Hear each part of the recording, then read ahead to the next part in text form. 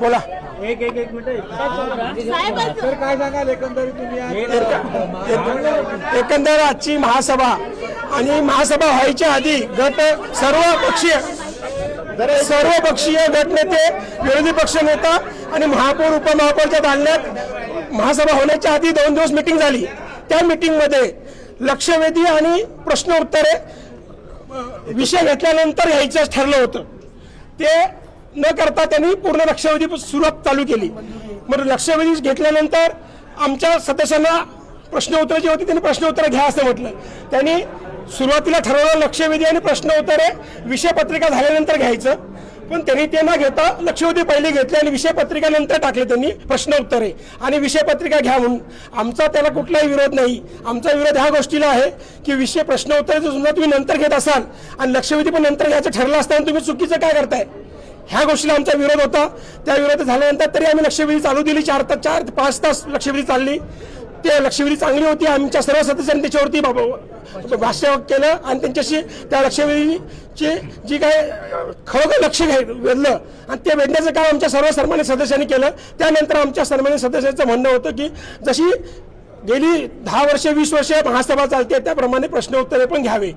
पण त्यांनी ते प्रश्न उत्तर न घेता विषय पत्रिका चालू केली. विषय पत्रिका चालू करतेवेळी त्यांनी विषय 5 मिनिटांमध्ये सर्व विषय मंजूर केले. आमचं म्हणणं सभागृहाला किंवा सन्माननीय मित्रपक्ष शिवसेनेला होतं की विषय पत्रिकेवर संपूर्ण सदस्यांना त्यांच्या विषय मांडायला चर्चा करायला वेळ द्यावा.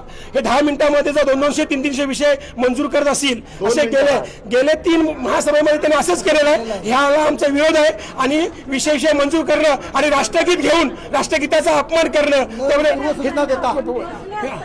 हे चुकीचं काम त्यांनी केलेलं आहे. राष्ट्रगीताचा अपमानाचा वापर गैरकामासाठी करतात. त्यासाठी आम्ही सन्माननीय महापौर आणि आयुक्त साहेब यांना निवेदन देणार आहे. तसंच पोलीस स्टेशनलाही गुन्हा दाखल करण्यासाठी आम्ही जाणार आहोत.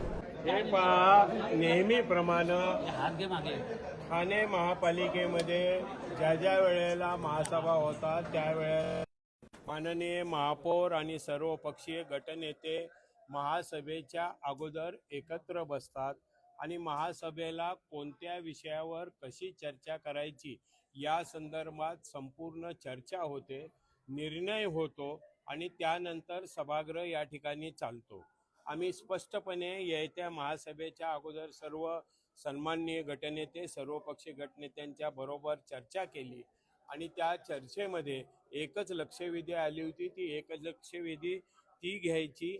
त्याच्यानंतर सभागृहातला अजेंडा घ्यायचा आणि अजेंडा पूर्ण झाल्यानंतर जरी वेळ संपला असला तरी नंतरच्या दिवशी परंतु प्रश्नोत्तर पूर्ण घ्यायची.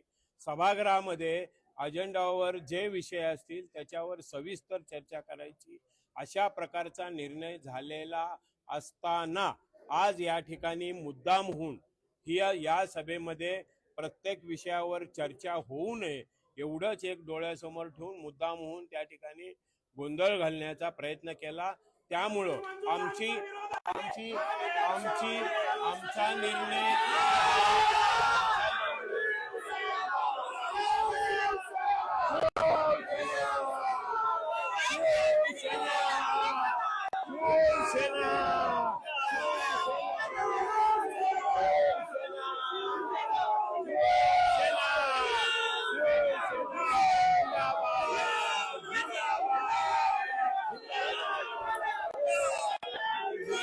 मला असं वाटतं की महासभेच्या पूर्वी गटमिटिंग ही होते आणि प्रत्येक महिन्यामध्ये ह्या सगळ्या प्रोव्हिजन झाल्यानंतर महासभा ठेवली जाते. पण गेली 3 महिने सातत्याने आम्ही बघतोय की विरोधी पक्ष जेवढा आक्रमक नाही आहे तेवढा BJP युतीत राहून प्रत्येक वेळी गोंधळ घालण्याचा प्रयत्न करतोय. मला त्यांची मानसिकता कळलेली नाही आणि आज मला बाहेर आल्यानंतर कळलं की त्यांनी शिवसेना मुर्दाबाद ह्या घोषणा केलेल्या आहेत. तर खरं तर युती धर्म फक्त आम्हीच पाळायचा आणि त्यांनी पाळायचा नाही असं जर ठरवलं असेल तर मला असं वाटतं त्यांनी आमच्या सत्तेतनं बाहेर पडणं योग्य असेल माझ्यासाठी तरी. कारण खुर्चीत बसून जर ते आमच्या विरोधात जर बोलत असतील तर हे चुकीचं आहे. कारण गट मिटिंगमध्ये ठरल्यानंतर अशी विरोधी भूमिका ते मांडत असतील तर हे साफ चुकीचं आहे असं मला वाटतं. राष्ट्रगीताचा देखील अपमान केला. काही राष्ट्रगीत सुरू केलं तुम्ही आणि त्याबद्दल शिवसेना आपले विषय रेटून देते आणि राष्ट्रगीतामुळे या सगळ्या विषयांना पडदा पडतो. मला असं वाटतं की सभागृहामध्ये सभागृहाचं पावित्र्य पाळण्याची फक्त शिवसेनेने ठेका घेतलेला नाही, त्याच्याबरोबर सभागृहात जेवढे नगरसेवक आहे सर्व पक्षीय आहे त्यांनी देखील तेवढी सभागृहाची सभ्यता पाळली पाहिजे. आपल्याला जर विषयपत्रिकेवरती जे विषय आहेत ते जर शांततेने सगळ्यांनी जर केले तर मला असं वाटतं सुरुवात जर तुम्ही केली नाही तर त्याला दुजोरा दुसरा कोणी देणार नाही. आपल्याकडून सुरुवात होते म्हणून प्रत्येक वेळी ह्या 3 महासभा आम्ही बघतोय की ह्या गोंधळातच गेलेल्या आहेत आणि ह्याच्या मागचं कारण फक्त बीजेपी राहिलेली आहे. हे का राहिलेली आहे मला आजपर्यंत कळलेलं नाही, कारण युतीत असताना देखील आपण विरोधी आहोत हे भास नेहमी ते आम्हाला जाणीव करून देतात आणि आज तर त्यांनी प्रामुख्याने शिवसेनेच्या विरोधात घोषणाबाजी केली. तर ह्याच्यावरनं दिसून आले की एकीकडे तुम्ही सत्तेत पण राहताय आणि आमच्या विरोधात देखील बोलतायत, तर ही चुकीची पायंडा ते कुठेतरी पाळतायत. आणि मला असं वाटतं की राष्ट्रगीताचा अपमान कोणीच केलेला नाही आहे. विषयपत्रिका वाचून झाल्यानंतर प्रश्न उत्तराचा तास जसं त्यांनी गटमिटिंगमध्ये ठरवलं होतं त्याप्रमाणे गटमिटिंगमध्ये झालेल्या वाक्यावरतीच महापौरांनी जसं रुलिंग दिलं होतं त्यानुसार प्रश्न उत्तर हे शेवटी घेण्यात आली होती.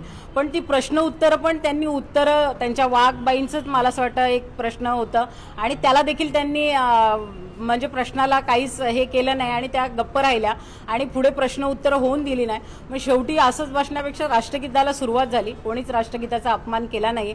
राष्ट्रगीत चालू झाल्यानंतर मला असं वाटतं त्यांनी देखील उठून राष्ट्रगीत बोलले.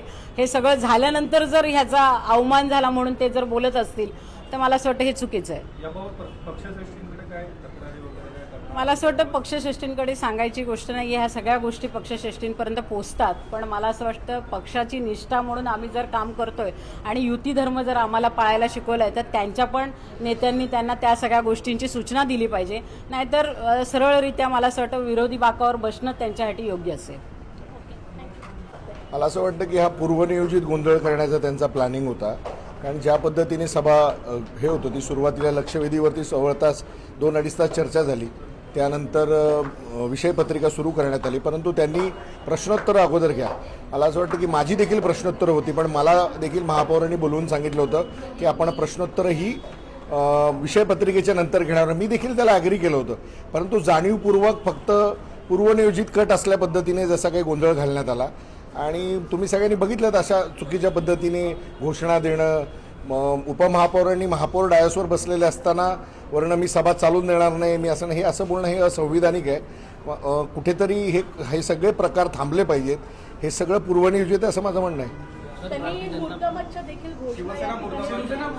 मला असं वाटतं आता त्याचं त्यांनी स्वतः आत्मपरीक्षण केलं पाहिजे.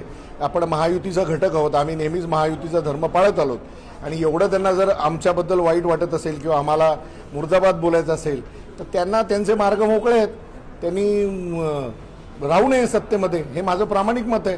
कारण महायुतीत असून महायुतीचे सगळे बाकीचे सगळे तुम्हाला फायदे हवे, परंतु ज्या वेळेला महायुती म्हणून एकत्रित यायचं असतं त्यावेळेला तुम्ही आमच्या बाजूने जर मुर्दाबाद बोलत असाल तर ते चुकीचं आहे. मी याचा निषेध करतो आणि त्यांना वाईट वाटत असेल की बाबा आमच्याबद्दल, त्यांनी बाहेर पडावं. राष्ट्रगीताचा अपमान केला, आम्ही गुन्हा दाखल करणार हे देखील त्यांनी भाष्य केलेलं आहे. उलट तर राष्ट्रगीत सुरू झालं त्यावेळेला ते अर्धे लोक बसलेले होते. आम्ही राष्ट्रगीताला उभे होतो, आम्ही सगळ्यांनी राष्ट्रगीत गायलं. तुमच्याकडे रेकॉर्डिंग असेल तर बघा, आम्ही राष्ट्रगीत गात होतो. ते तर राष्ट्रगीत पण गात नव्हते. आम्हाला कधीही राष्ट्रगीताचा अवमान करावा असं आमच्या ध्यानीमणी पण नसू शकतं आणि आम्ही कधीच केलेला नाही. शेवटी ते त्यांचे खयाली पुलावे आहेत, ते त्यांना जे बोलायचं ते बोलू द्या. सभा ही नियमाप्रमाणेच घडत होती, परंतु त्याला कुठेतरी गालबोट लागावं म्हणून तो त्यांचा पूर्वनियोजित कट होता असं मला वाटतं.